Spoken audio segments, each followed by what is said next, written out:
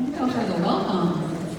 Hi everyone, my name is Brooke Burleson. I'm the Executive Director of the North Mississippi Symphony Orchestra. We are so excited to have all of you here with us for tonight's concert. This is by far the most attended concert I've seen in my time as Executive Director.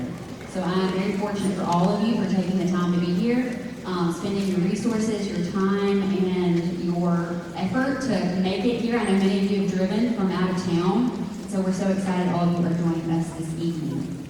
I wanted to give a very special couple of thank yous to some really important people that make tonight possible. Many of them are patrons and many of them are volunteers. So a big thank you to our Maestro sponsors, Rick and Lori Cole, Rob and Linda Rice, Dr. and Mrs. Eric Lewis, and Barnes Crossing Hyundai. Our virtuoso sponsors, Elizabeth Brown, Matt and Hope Wesson, Sandy and Joed Morris, Brevard Family Foundation, Tennessee Valley Authority, Renaissance Bank, and iHeartMedia. Our Orchestra Circle patrons, Dr. Bill Rice, and P. Wayne Osborne and Gregory R. Price. Our Orchestra Circle corporate sponsor, North Mississippi Health Services. And a very special thank you to our Symphony Circle season sponsor, Blue Cross Blue Shield of Mississippi. Also, a very big thank you to our grants that we receive that make all of this possible, the E. Rhodes and Leona B. Carpenter Foundation, Mississippi Arts Commission, Tupelo Convention Visitors Bureau, and Rotary Club of Tupelo.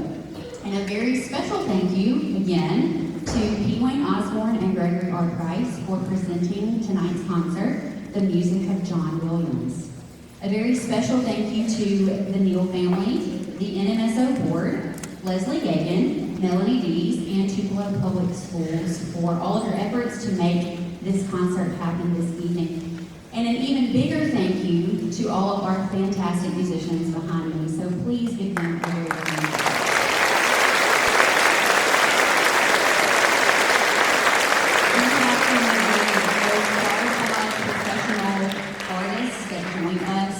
Part of the North Mississippi Symphony Orchestra, and we are so thankful to have them come to Tupelo 5 times a year to present concerts like this.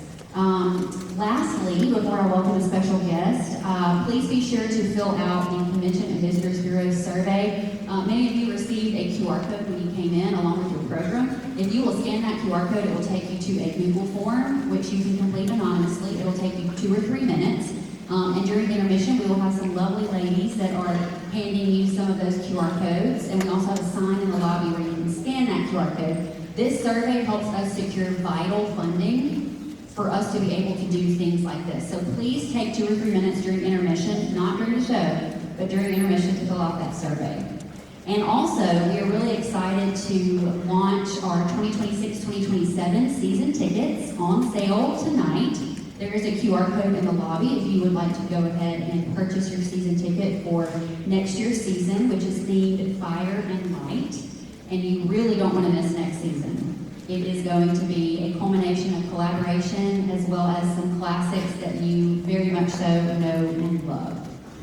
And lastly, please help me welcome Dr. Lee Greer from Blue Cross Blue Shield of Mississippi, our primary season sponsor, to the stage to kick off tonight's concert.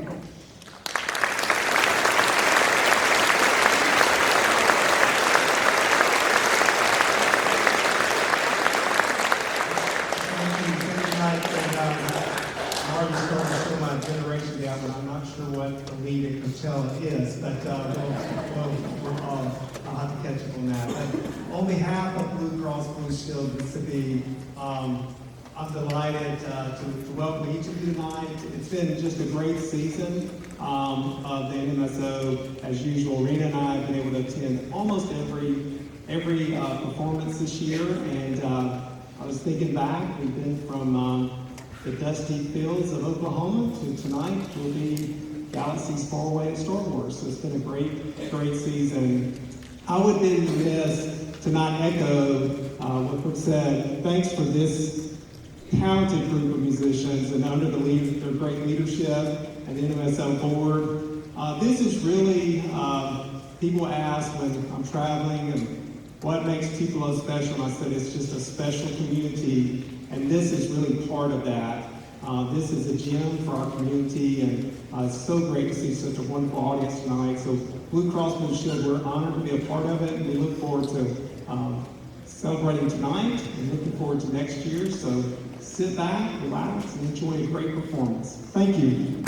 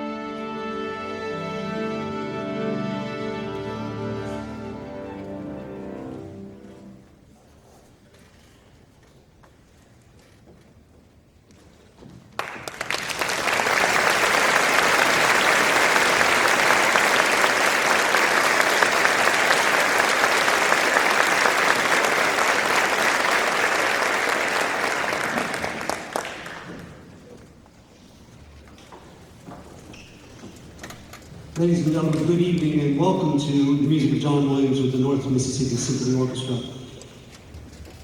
It is difficult to not exhaust our glossary of superlatives when describing the great talents and skills of composer John Williams. He's nominated for more than 50 Oscars, 54 I believe now, the winner of 5, and John Williams is the most nominated living person alive. One of the world's most famous and most acclaimed composers of film music, from disaster movies of the 1970s through to the present day, Williams has written extraordinary themes for many of the most successful films of all time. His collaboration with Steven Spielberg has given the world not only some of its biggest box office smashes, but many of the best-loved films ever written.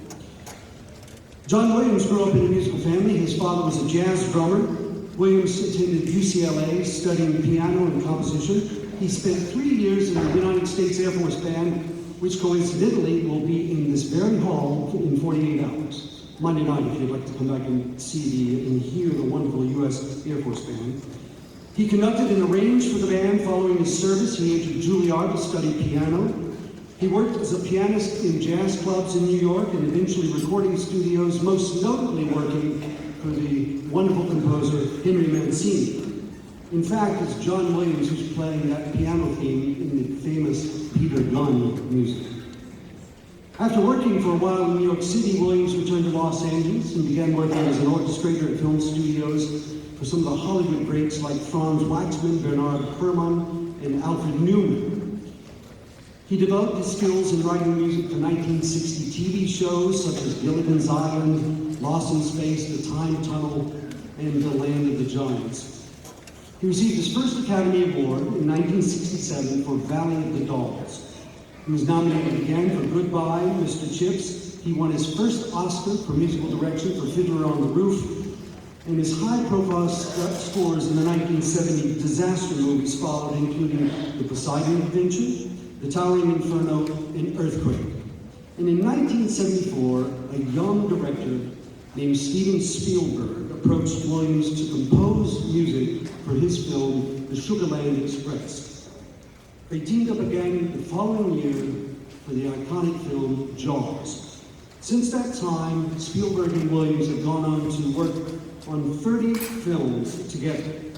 Spielberg recommended Williams to his friend George Lucas, who needed a composer for his new film series called Star Wars.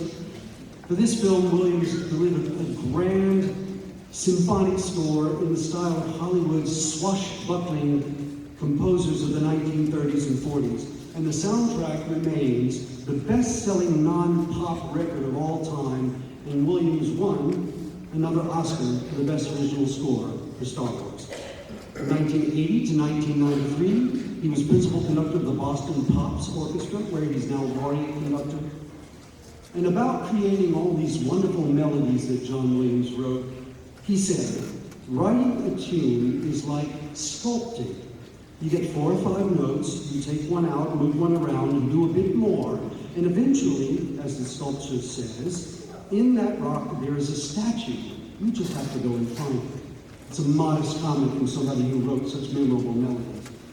Tonight we've assembled excerpts from 10 classic films. Each film in its musical score has a distinct character, and the one common element that is shared among all of these films is the brilliant musical mastery that John Williams used to imbue each movie with the right character and flavor.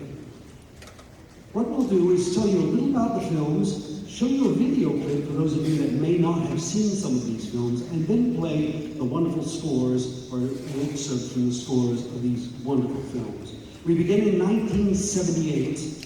Hollywood veteran composer Jerry Goldsmith was originally engaged to compose the music for Richard Donner's movie Superman, starring Christopher Reeve. Goldsmith was forced to drop out because of scheduling conflicts, and John Williams stepped in hot on the heels of his huge successes with Star Wars and Close Encounters of the Third Kind. Williams' Oscar-nominated score captures all the heroism and humor of the Man of Steel, and the main fanfare has since become one of Williams' most played excerpts. In our first film clip, you will see Lois Lane about to take off via helicopter from the roof of the Daily Planet building. But a problem arises, and Clark Kent is summoned into action. Following the clip, you'll hear a robust and vigorous representation of the Man of Steel.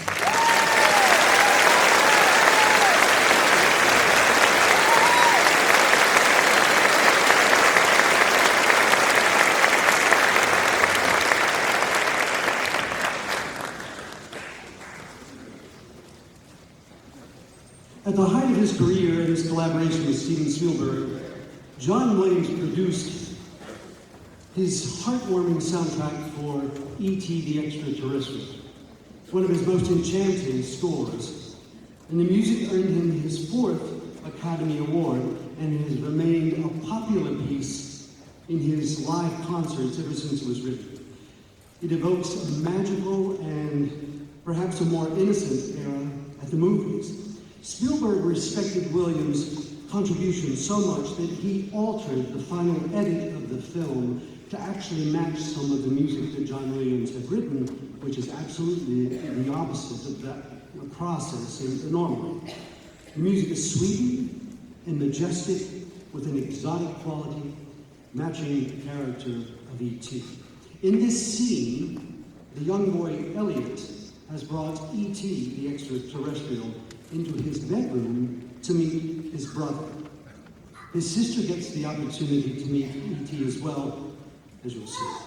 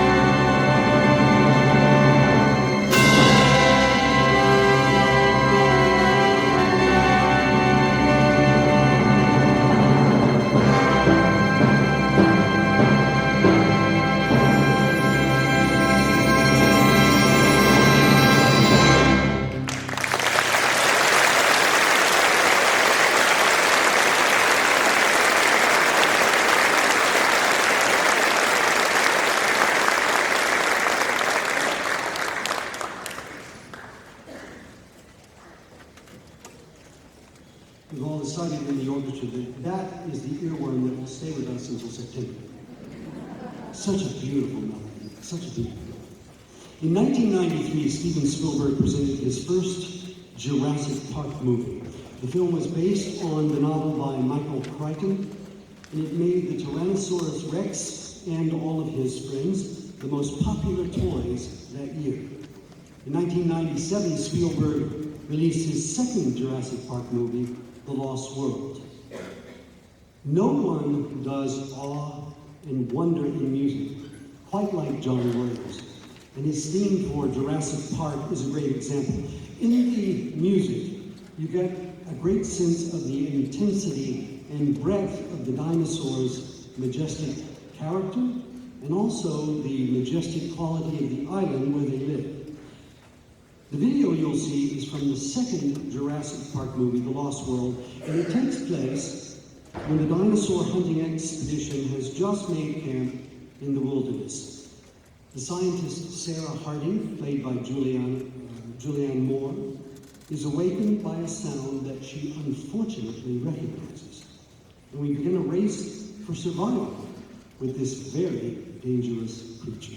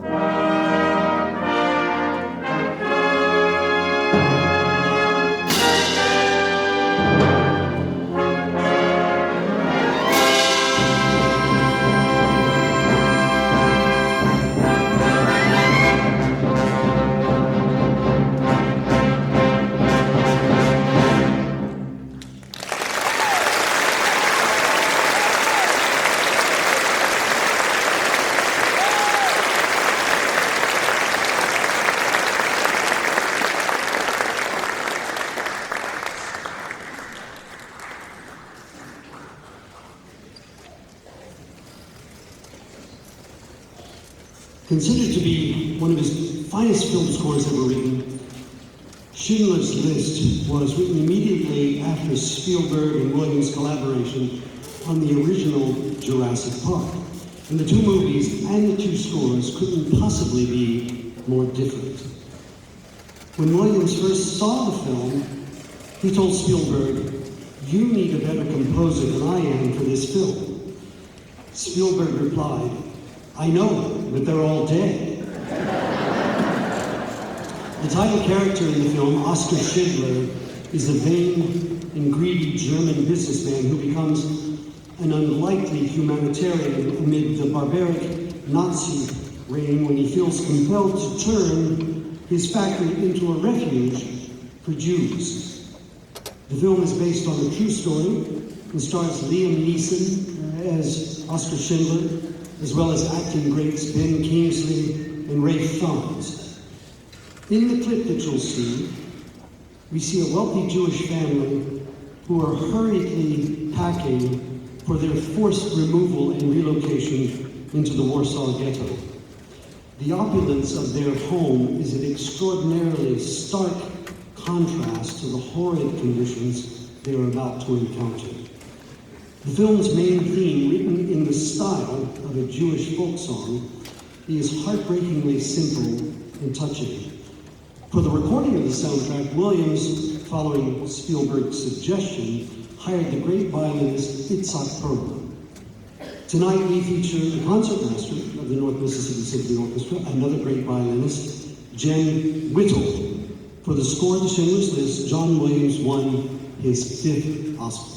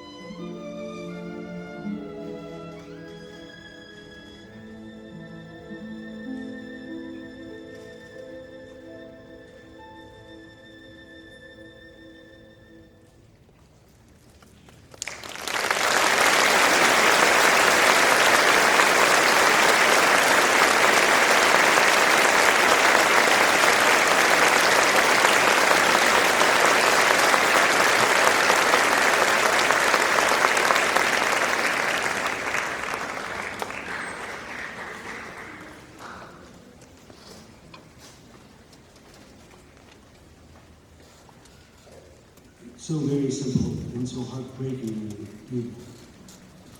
Bravo to Jane Wicked once again.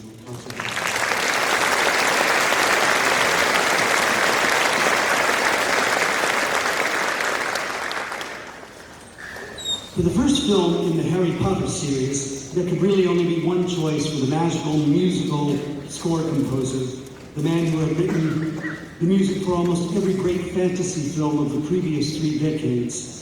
Who else but John Williams could be counted on to adequately create another spectacular and immortal theme? Moving into the 21st century, Williams was engaged to score the film adaptations of J.K. Rowling's hugely successful Harry Potter books.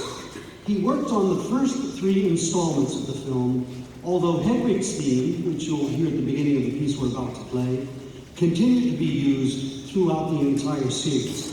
Like the main themes from Jaws, Star Wars, Superman, and Indiana Jones, fans have come to identify the Harry Potter films with the original compositions of John Williams.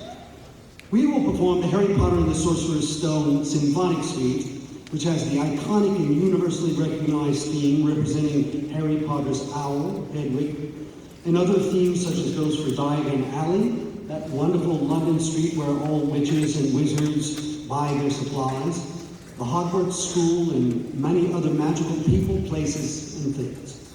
The beautiful and vivid imagery of this film is woven into the various textures of the orchestra, creating yet another John Williams masterpiece.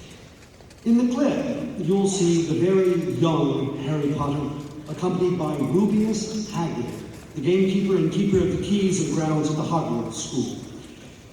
Harry and Hagrid venture down Diagon Alley, which is a secret street behind a pub called the Leaky Cauldron. Down the alley is an assortment of restaurants, shops, and other sites, and all of the items in Hogwarts School supply list can be bought here. Harry is about to purchase his first wand.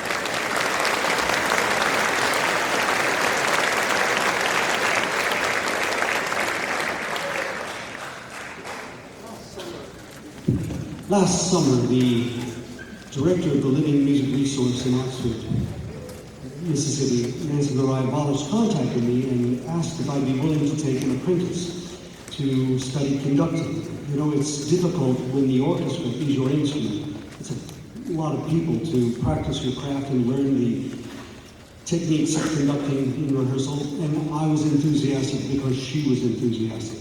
A young man named Benton Donahue had distinguished himself. He's the recipient of the Mary Donnelly Haskell Music Scholarship at the University of Mississippi in Oxford. Also the recipient of the Stamps Prize to support his study, to be with us. And he has attended rehearsals and performances throughout the season, and we've talked, we've shared lots of experiences and insights and learning in the process, and it's just a wonderful honor to welcome him to conduct a piece on the program tonight. He's studying music education with a focus in voice, and he wants to go on to study a master's degree in choral conducting. And we're delighted to have him. Would you please welcome Benton Donahue?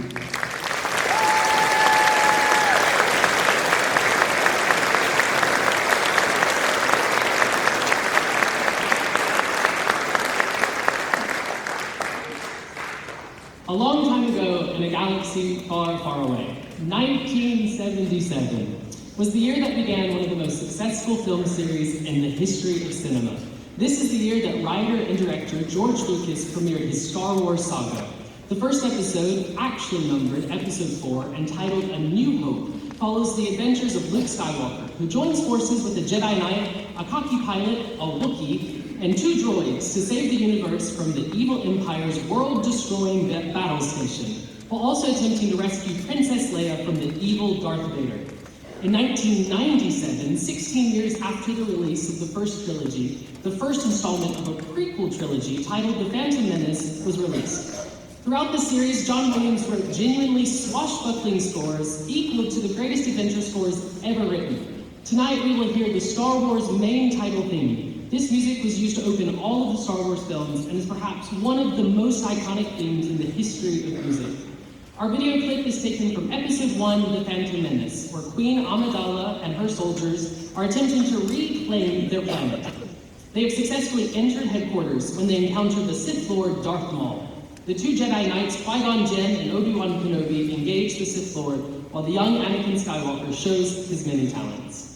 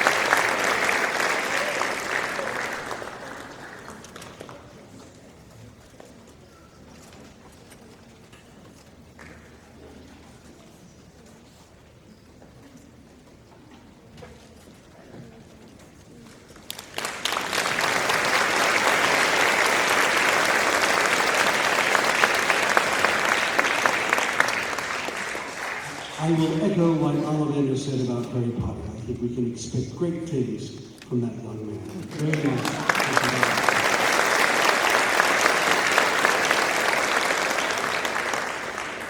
John Williams won an Oscar for the ominous music he wrote for Steven Spielberg's first major hit in 1975.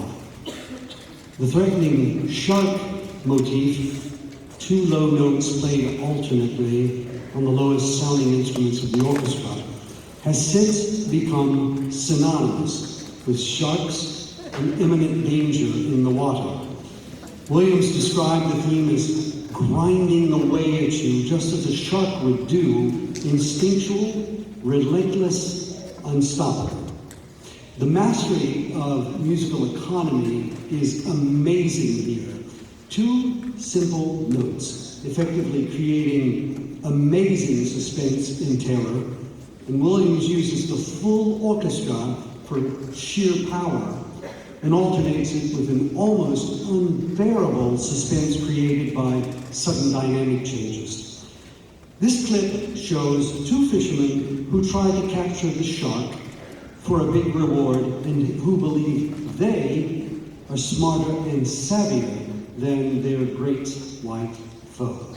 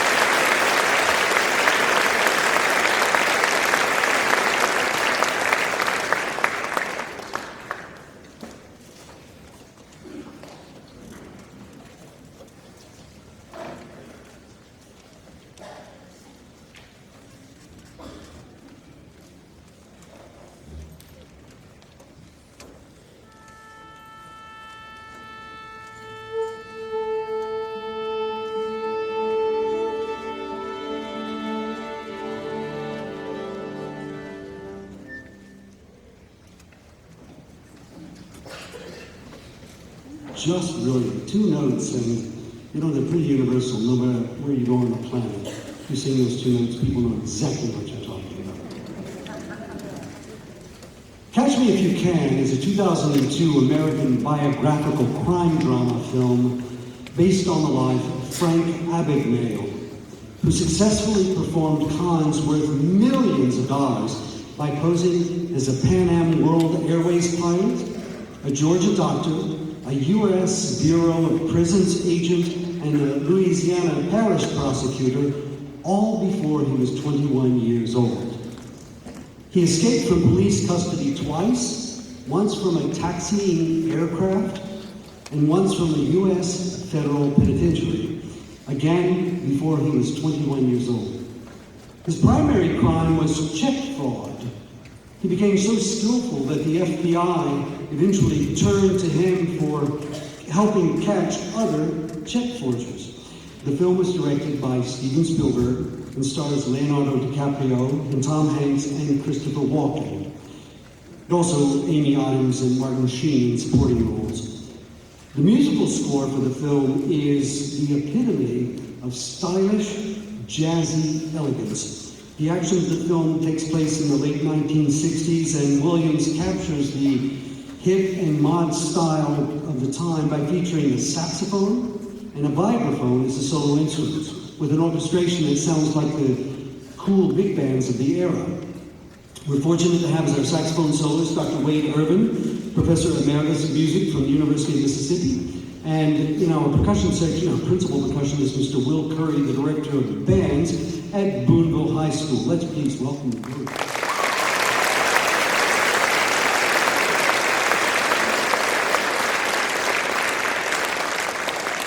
Also joining in anchoring this trio is Greg Johnson, one of our bass players. Greg Johnson.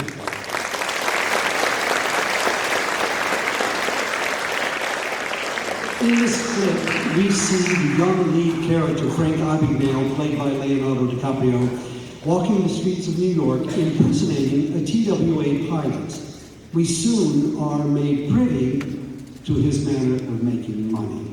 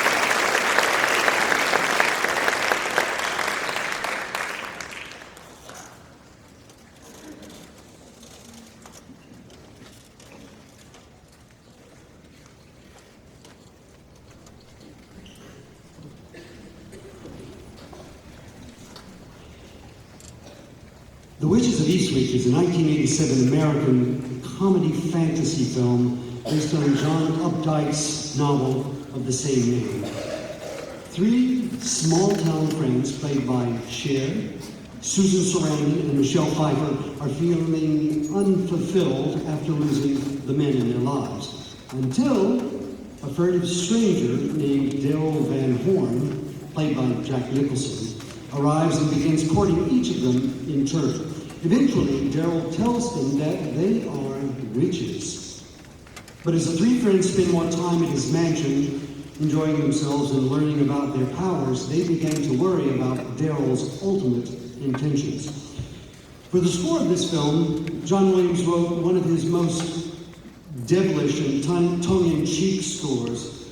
There are aspects of old-style modal play, especially in the strings, creating music that has roots in the past, but there's also a new and fresh rhythmic style that actually creates the intense excitement and extremely driven energy of the work. It's a very funny movie with some wonderful performances by the devil did. Like that. Can you hear me all right? Ah.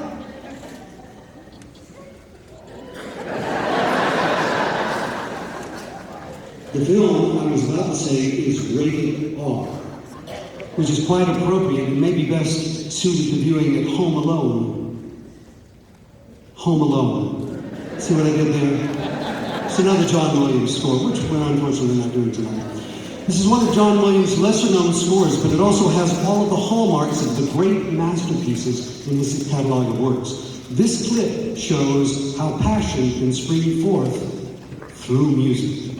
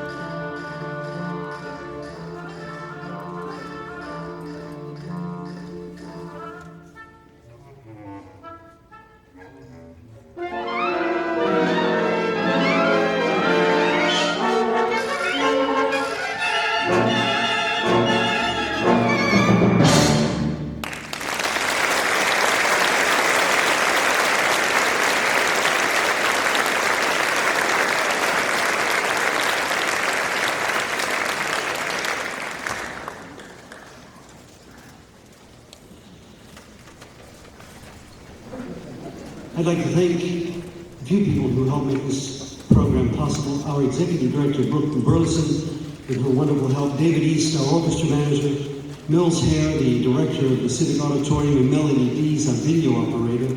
And of course, I'd like for you to join me in thanking these wonderful musicians on stage.